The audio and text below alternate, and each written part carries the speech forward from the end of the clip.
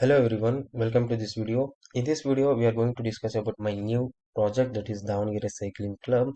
As the name says, it is basically a cycling application. This application is developed using for backend I used ASP.NET Core Web API. For frontend I used JavaScript library React.js, and for database I used Microsoft SQL Server Management Studio. Let's discuss about this project in detail. Let's first discuss about the working of this application. This is the home page we are looking at, and in header we have other options like about, contact, login, and get started. uh, as I said, this is a cycling based application. ಏನಪ್ಪಾ ಅಂದ್ರೆ main ಆಗಿ ನಾವೇನು cycling community ಒಂದು ತಲೆ ಒಳಗೆ ಇಟ್ಕೊಂಡು develop ಮಾಡಿರೋಂಥ ಒಂದು ಅಪ್ಲಿಕೇಶನ್ ಇದಾಗಿದೆ. ಒಂದು just mini social media cycling social media app ರೀತಿ ವರ್ಕ್ ಆಗ್ತಾ ಹೋಗ್ತೈತೆ.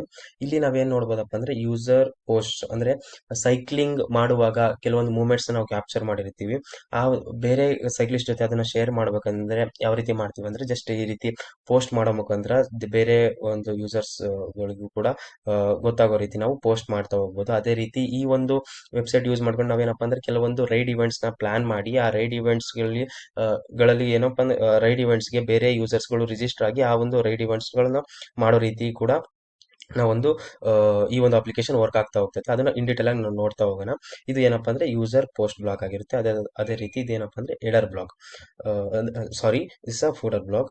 And we have other option card about. ಏನಪ್ಪಾ ಅಂದ್ರೆ ಇದು about some basic information about this application will be get through this option. ಏನಪ್ಪಾ ಅಂದ್ರೆ ಮೇನ್ ಸಮ್ ಬೇಸಿಕ್ ಇನ್ಫಾರ್ಮೇಶನ್ ನಮಗೆ ಇಲ್ಲಿ ಸಿಗ್ತಾ ಹೋಗುತ್ತೆ. ನಮ್ದು ಈ ಒಂದು ಪ್ರಾಜೆಕ್ಟ್ ವಿಷನ್ ಏನಿದೆ ಮತ್ತೆ ಮಿಷನ್ ಏನಿದೆ, ಅದೇ ರೀತಿ ಹಿಸ್ಟರಿ ಯಾವ ರೀತಿ ಶುರುವಾಯಿತು ಅದನ್ನ ಕೆಲವೊಂದು ಇನ್ಫಾರ್ಮೇಶನ್ ನಾವು ಇಲ್ಲಿ ಕೊಡ್ತಾ ಹೋಗಿದೀವಿ. ಅದೇ ರೀತಿ ಕಾಂಟ್ಯಾಕ್ಟ್, ಏನಾದರೂ ಈ ಒಂದು ಅಡ್ಮಿನಿಸ್ಟ್ರೇಟರ್ ಜೊತೆ ಕಾಂಟ್ಯಾಕ್ಟ್ ಮಾಡ್ಬೇಕು ಅಥವಾ ಏನಾದರೂ ಇಶ್ಯೂಗಳಿದ್ರೆ ನಾವು ಈ ಒಂದು ಕಾಂಟ್ಯಾಕ್ಟ್ ಸೆಕ್ಷನ್ ಯೂಸ್ ಮಾಡ್ಕೊಂಡು ಕಾಂಟ್ಯಾಕ್ಟ್ ಮಾಡ್ತಾ ಹೋಗ್ಬೋದು.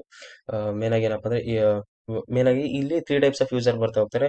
ನಾರ್ಮಲ್ ಯೂಸರ್ ಏನಪ್ಪಾ ಅಂದ್ರೆ ಯಾವುದೇ ಒಂದು ಏನೋ ಲಾಗಿನ್ ಇಲ್ಲದೆ ಅಥವಾ ರಿಜಿಸ್ಟ್ರೇಷನ್ ಮಾಡದೆ ಏನೋ ಈ ಈ ಈ ಈ ಎಲ್ಲ ಆಪ್ಷನ್ಗಳನ್ನ ನಾವೇನ್ ಮಾಡ್ಬೋದು, ಏನೋ ಬ್ರೌಸ್ ಮಾಡ್ತಾ ಹೋಗುತ್ತೆ. ಹೋಮ್, ಅಬೌಟ್, ಕಾಂಟ್ಯಾಕ್ಟ್ ಇದನ್ನೆಲ್ಲ ನೋಡ್ತಾ ಹೋಗ್ಬೋದು. ಅದೇ ರೀತಿ ಲಾಗಿನ್ ಅಥವಾ ನೀವು actual content of my application ನೀವು ನೋಡ್ಬೇಕಂದ್ರೆ ರಿಜಿಸ್ಟರ್ ಮಾಡ್ಕೊಂಡು ಲಾಗಿನ್ ಆಗ್ಲೇಬೇಕಾಗ್ತೈತೆ. ಲಾಗಿನ್ ಆಗೋಕ್ಕಿಂತ ಮುಂಚೆ ಆ ಪರ್ಟಿಕ್ಯುಲರ್ ಯೂಸರ್ ರಿಜಿಸ್ಟರ್ ಆಗಿರಬೇಕು. ಅದೇ ರೀತಿ 3 ತರ ಯೂಸರ್ ಅಂದ್ರೆ ನಾನು ಮೇನ್ ಆಗಿ ಏನಪ್ಪಾ ಅಂದ್ರೆ ಅಡ್ಮಿನ್ ಪೂರ್ತಿ ಕಂಟ್ರೋಲ್ ಓವರ್ ದಿಸ್ ಅಪ್ಲಿಕೇಶನ್ ಅಂದ್ರೆ ಅಡ್ಮಿನ್ ಇರುತ್ತೆ. ಅದೇ ರೀತಿ ನಾರ್ಮಲ್ ಯೂಸರ್ ಅಂದ್ರೆ ರಿಜಿಸ್ಟರ್ ಆಗಿರ್ತಾರೆ ಮತ್ತೆ ಅವರಿಗೆ ಯಾವುದೇ ಒಂದು ಅಡ್ಮಿನ್ ಆಪ್ಷನ್ಸ್ ಆಕ್ಸೆಸಿಬಿಲಿಟಿ ಇರಲ್ಲ. ಅವ್ರಿಗೆ ಜಸ್ಟ್ ಯೂಸರ್ ಏನ್ ಫಂಕ್ಷನಾಲಿಟೀಸ್ ಇರುತ್ತೆ ಅದೆಲ್ಲ ಅವರಿಗೆ ಆಕ್ಸೆಸಿಬಿಲಿಟಿ ಇರುತ್ತೆ. ಈಗ ನಾವೊಂದು ಯೂಸರ್ನ ನಾವು ಸೈನ್ ಅಪ್ ಮಾಡ್ಕೊಂಡು ಯಾವ ರೀತಿ ವರ್ಕ್ ಆಗುತ್ತೆ ಅಂತ ನೋಡೋದಾದ್ರೆ, okay, Karnataka, just I will provide and password. Yes, ನಾವಿಲ್ಲಿ ಪ್ರೊಫೈಲ್ ಇಮೇಜ್ ಕೂಡ ಚೂಸ್ ಮಾಡ್ತಾ ಹೋಗೋದು ಪರ್ಟಿಕ್ಯುಲರ್ ಯೂಸರ್ಗೆ.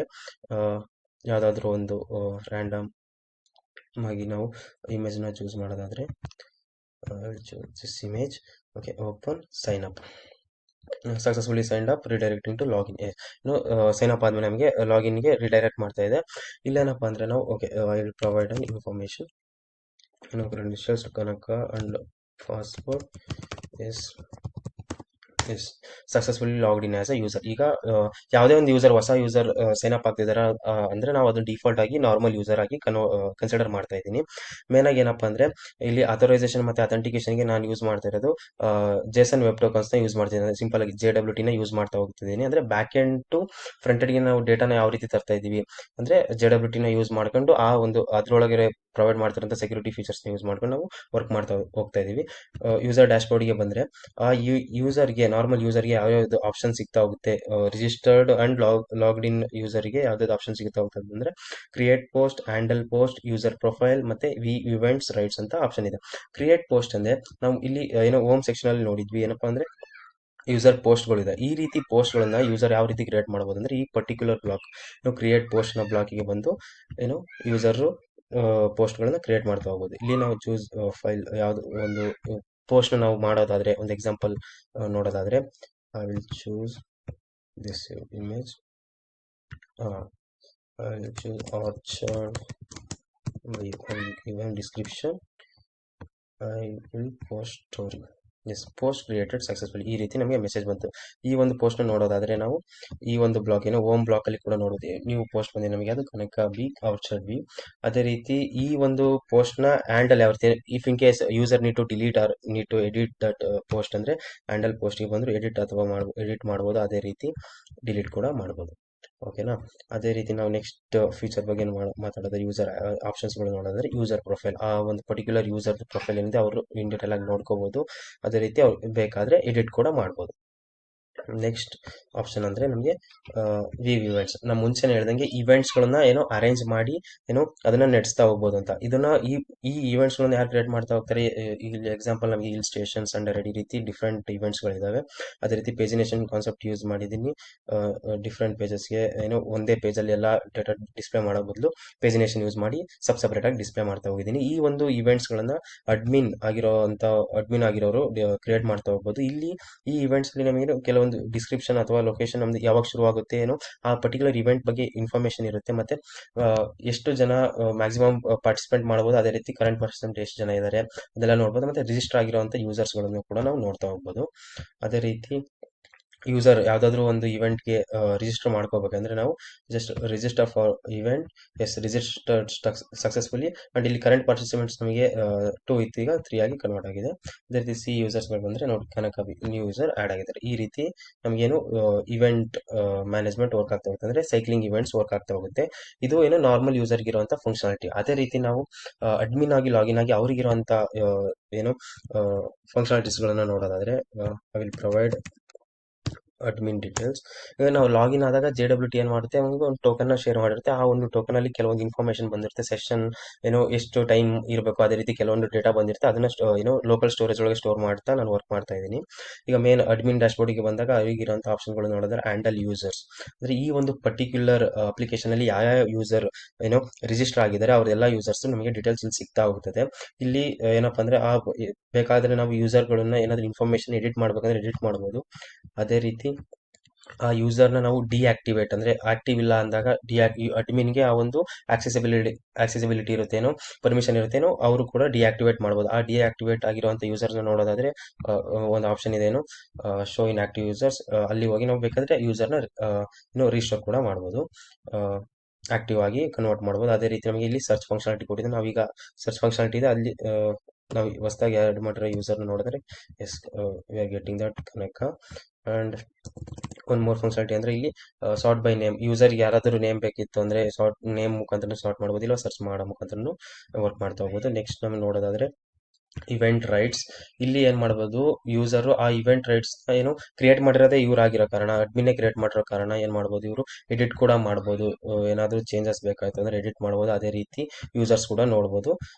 ನೆಕ್ಸ್ಟ್ ಇನ್ನೊಂದು ಆಪ್ಷನ್ ಏನಂದರೆ ಕ್ರಿಯೇಟ್ ಇವೆಂಟ್, ಅದೇ ರೀತಿ ಆದಂಥ ಇವೆಂಟ್ಗಳನ್ನು ಯೂಸರ್ಗಳು ಕ್ರಿಯೇಟ್ ಮಾಡ್ತಾ ಹೋಗ್ತಾರೆ. ಓಕೆನಾ. ನೆಕ್ಸ್ಟ್ ಒನ್ ಮೋರ್ ಅಂದರೆ ಮ್ಯಾನೇಜ್ ಪೋಸ್ಟ್. ನಾವು ಮುಂಚೆನೇ ನೋಡಿದ್ದೇನು ಕನಕ ಆಗಿ ನಾವು ಲಾಗಿನ್ ಆದಾಗ ನಾರ್ಮಲ್ ಯೂಸರ್ ಆಗಿ ಲಾಗಿನ್ ಆದಾಗ ಅವ್ರದ್ದು ಪೋಸ್ಟ್ಗಳು ಮಾತ್ರ ನಮಗೆ ಏನೋ ಸಿಗ್ತಾ ಇದ್ವು. ಇಲ್ಲಿ ಅಡ್ಮಿನ್ ಆಗಿರೋ ಕಾರಣ ಈ ಒಂದು ಅಪ್ಲಿಕೇಶನಲ್ಲಿ ಪೋಸ್ಟ್ ಆಗಿರೋಂಥ ಪರ್ಟಿಕ್ಯುಲರ್ ಏನು ಎಲ್ಲ ಒಂದು ಪೋಸ್ಟ್ಗಳು ಕೂಡ ಇವರಿಗೆ ಆಕ್ಸೆಸಬಲ್ ಇರುತ್ತೆ.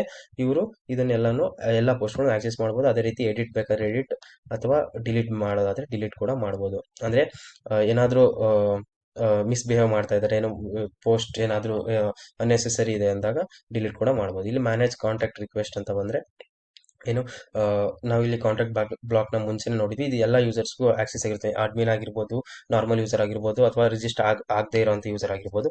ಅವರು ಏನು ಮಾಡ್ಬೋದು, ಈ ಅವರಿಗೆ ಬೇಕಾಗಿರೋವಂಥ ಇನ್ಫಾರ್ಮೇಷನ್ಗಳನ್ನ ಇಲ್ಲಿ ಹಾಕ್ತಾ ಏನಾದರೂ ಮೆಸೇಜ್ ಇದ್ದರೆ ಅದನ್ನ ಇಲ್ಲಿ ಏನು ಅಡ್ಮಿನ್ಗೆ ಹೋಗೋ ರೀತಿ ಇಲ್ಲಿ ರಿಕ್ವೆಸ್ಟ್ ಮಾಡ್ಬೋದು. ಹಲೋ ಫಾರ್ ಜಸ್ಟ್ ನಾವೀಗ ಜಸ್ಟ್ ಏನೋ ಒಂದು ಮೆಸೇಜ್ ಆಗ್ತಾ ಇದ್ದೀನಿ, ಸಬ್ಮಿಟ್ ಕೊಟ್ಟಾಗ ಏನೋ ಮೆಸೇಜ್ ಸೆಂಡ್ ಸಕ್ಸಸ್ಫುಲಿ. ಇದನ್ನು ಎಲ್ಲಿ ನೋಡ್ಬೋದಪ್ಪ ನಾವು ಅಂದರೆ ಅಡ್ಮಿನ್ ಡ್ಯಾಶ್ಬೋರ್ಡಿಗೆ ಹೋದಾಗ ನಮಗೆ ಕಾಂಟ್ಯಾಕ್ಟ್ ರಿಕ್ವೆಸ್ಟ್ ಇಲ್ಲಿ ಹೋದಾಗ ನಮಗೆ ಏನಾಗುತ್ತೆ ಕನಕ BS ಈ ಒಂದು ಮೆಸೇಜ್ ಬರುತ್ತೆ.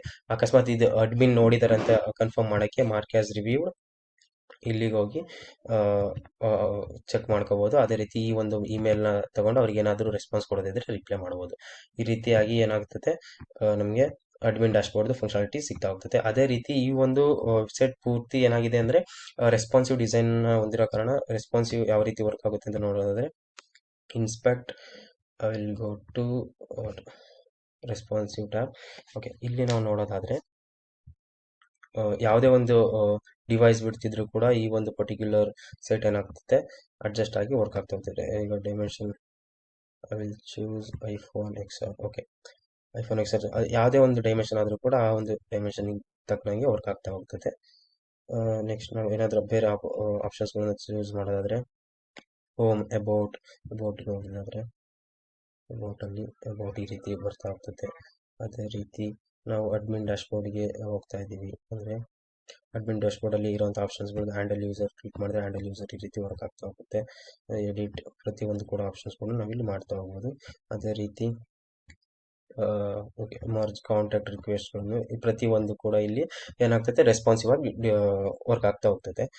ನೆಕ್ಸ್ಟ್ ನಾವು ಇದಕ್ಕೆ ಬ್ಯಾಕ್ ಎಂಡ್ ಯಾವ ರೀತಿ ವರ್ಕ್ ಆಗಿದೆ ಅಂತ ನೋಡ್ತಾ ಬರೋದಾದ್ರೆ ಜಸ್ಟ್ ಕ್ಲೋಸ್ ದಿಸ್. ಯಾವ ರೀತಿ ವರ್ಕ್ ಆಗಿದೆ ಅಂತ ನೋಡೋದಾದ್ರೆ ಫ್ರಂಟ್ ಎಂಡ್ ಅಲ್ಲಿ ನಾವು ಏನ್ ಮಾಡ್ತಾ ಇದ್ದೀವಿ, ರಿಯಾಕ್ಟ್ ವೀಟ್ ಬಂಡಲರ್ನ ನಾನು ಯೂಸ್ ಮಾಡ್ತಾ ಹೋಗಿದ್ದೀನಿ. ಅದ್ರ ಸ್ಟ್ರಕ್ಚರ್ಗಳು ಅಂದ್ರೆ ರಿಯಾಕ್ಟ್ ಏನು ಯಾವ ರೀತಿ ಸ್ಟ್ರಕ್ಚರ್ ಇದೆ ಅಂತ ನೋಡೋದಾದ್ರೆ ಪ್ರಾಜೆಕ್ಟ್ ಒಳಗೆ ಸೋರ್ಸ್ ಫೋಲ್ಡರ್ ಒಳಗಡೆ ನಾವೇನು ಕಾಂಪೊನೆಂಟ್ಸ್ ಫೋಲ್ಡರ್ ಅಲ್ಲಿ ನಂದೆಲ್ಲ ಒಂದು ಕಾಂಪೊನೆಂಟ್ಸ್ ಗಳನ್ನು ಬರಿತಾ ಹೋಗಿದ್ದೀನಿ.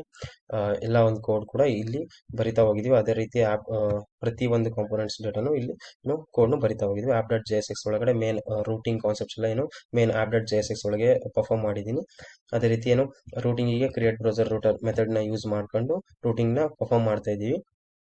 ಅದೇ ರೀತಿ ನೆಕ್ಸ್ಟ್ ನಾವು ಯೂಸ್ ಕಾಂಟೆಕ್ಸ್ಟ್ ಅಂದ್ರೆ ಮೇನ್ ಬೇಸಿಕ್ ಕಾನ್ಸೆಪ್ಟ್ಸ್ ಏನೇನು ಬರ್ತಾ ಹೋಗುತ್ತೋ ಆ ಎಲ್ಲ ಒಂದು ಕಾನ್ಸೆಪ್ಟ್ ಫಾರ್ ಲೈಕ್ ಏನೋ ಯೂಸ್ ಸ್ಟೇಟ್ ಆಗಿರ್ಬೋದು, ಏನೋ ಕೆಲವೊಂದು ಏನು ಪ್ರತಿಯೊಂದು ಆಲ್ಮೋಸ್ಟ್ ಗಳು ರಿಯಾಕ್ಟ್ ಅಲ್ಲಿ ಬರುವಂತ ಗಳು ಎಲ್ಲ ಯೂಸ್ ಆಗ್ತಾ ಹೋಗಿದೆ. ಯೂಸ್ ಸ್ಟೇಟ್ ಆಗಿರ್ಬೋದು, ಯೂಸ್ ಎಫೆಕ್ಟ್ ಆಗಿರ್ಬೋದು, ಯೂಸ್ ರೆಫ್ ಆಗಿರ್ಬೋದು, ಈ ರೀತಿ ಎಲ್ಲ ಏನೋ ಗಳನ್ನ ಯೂಸ್ ಮಾಡ್ತಾ ಬೇಸಿಕ್ ಕಾನ್ಸೆಪ್ಟ್ಸ್ ಗಳನ್ನೆಲ್ಲ ಯೂಸ್ ಮಾಡ್ತಾ ನಾವು ಕ್ರಿಯೇಟ್ ಮಾಡ್ತಾ ಹೋಗಿದ್ದೀವಿ. ರೂಟ್ ಪ್ರೊಟೆಕ್ಟ್ ಆಗಿದೆ ಅಂದ್ರೆ ಪ್ರೊಟೆಕ್ಟೆಡ್ ರೂಟ್ ಯೂಸ್ ಮಾಡ್ಕೊಂಡು ನಾವು ಏನೋ ನ್ಯಾವಿಗೇಟ್ ಎಲ್ಲಿಂದ ಬೇಕಾದ್ರೂ ನ್ಯಾವಿಗೇಟ್ ಆಗ್ಲಿಕ್ಕೆ ಆಗಲ್ಲ. ಅಂದ್ರೆ ಫಾರ್ ಎಕ್ಸಾಂಪಲ್ ನಾವು ನೋಡೋದಾದ್ರೆ ಇಲ್ಲಿ ಯಾವುದೇ ಒಂದು ಯೂಸರ್ ಲಾಗಿನ್ ಆಗಿಲ್ಲ, ನಾವು ಇಲ್ಲಿ ರೂಟ್ ಮುಖಾಂತರ ಏನಾದರೂ ಚೇಂಜಸ್ ಮಾಡಿ ಲಾಗಿನ್ ಆಗಿ ಟ್ರೈ ಮಾಡ್ತಿದೀವಿ ಅಂದ್ರೆ ಅಡ್ಮಿನ್ ಡ್ಯಾಶ್ಬೋರ್ಡ್ಗೆ ಹೋಗ್ತಿದೀವಿ ಅಂದ್ರೆ ಅದು ಅಡ್ಮಿನ್ ಡ್ಯಾಶ್ಬೋರ್ಡ್ಗೆ ಹೋಗಲ್ಲ. ಏನಕ್ಕಂದ್ರೆ ರೂಟ್ನ ನಾನು ಪ್ರೊಟೆಕ್ಟ್ ಮಾಡಿದ್ದೀನಿ.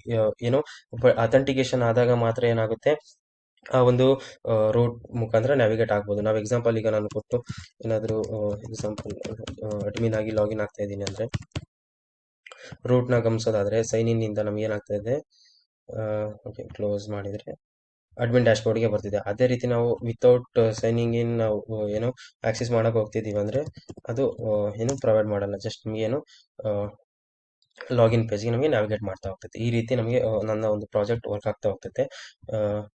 ಅದೇ ರೀತಿ ನೆಕ್ಸ್ಟ್ ಬ್ಯಾಕ್ ಎಂಡ್ ಅಲ್ಲಿ ಪ್ರತಿ ಒಂದು ಕಾಂಪೊನೆಂಟ್ ಒಂದು ಫಂಕ್ಷನಾಲಿಟಿ ಕೂಡ ಸಪರೇಟ್ ಕಾಂಪೊನೆಂಟ್ ನ ಕ್ರಿಯೇಟ್ ಮಾಡ್ಕೊಂತ ವರ್ಕ್ ಮಾಡ್ತಾ ಹೋಗಿದ್ವಿ. ಅದೇ ರೀತಿ ನಾವು ಬ್ಯಾಕ್ ಎಂಡ್ ಯಾವ ರೀತಿ ವರ್ಕ್ ಆಗಿದೆ ನೋಡೋದಾದ್ರೆ ಬ್ಯಾಕ್ ಎಂಡ್ ಅಲ್ಲಿ ನಾನು ಏನು ಡೇಟಾಬೇಸ್ಗೂ ಮತ್ತು ಬ್ಯಾಕ್ ಎಂಡ್ ASP.NETಗೂ ಕನೆಕ್ಟ್ ಮಾಡಕ್ಕೆ ಯೂಸ್ ಮಾಡಿರೋಂಥ ಟೆಕ್ನಾಲಜಿ ಏನು ಯಾವ್ದಪ್ಪ ಅಂದ್ರೆ ಎಂಟಿಟಿ ಫ್ರೇಮ್ ವರ್ಕ್ ನ ಯೂಸ್ ಮಾಡ್ತಾ ಹೋಗಿದ್ದೀನಿ. ಎಂಟಿಟಿ ಫ್ರೇಮ್ ವರ್ಕ್ ಏನ್ ಮಾಡುತ್ತಪ್ಪ ಅಂದ್ರೆ ಈ ಒಂದು ಬ್ಯಾಕ್ ಎಂಡ್ಗೂ ಮತ್ತು ಡೇಟಾಬೇಸ್ಗೂ ಬ್ರಿಡ್ಜ್ ರೀತಿಯಾಗಿ ವರ್ಕ್ ಆಗುತ್ತೆ. ಇಲ್ಲಿ ನಾವು ಎಂಟಿಟಿ ಫ್ರೇಮ್ ವರ್ಕ್ ಅಲ್ಲಿ ಬರುವಂತ ಒಂದು ಕ್ಲಾಸ್ DB ಕಾಂಟೆಕ್ಸ್ಟ್ ಕ್ಲಾಸ್ ನ ಯೂಸ್ ಮಾಡ್ಕೊಂಡು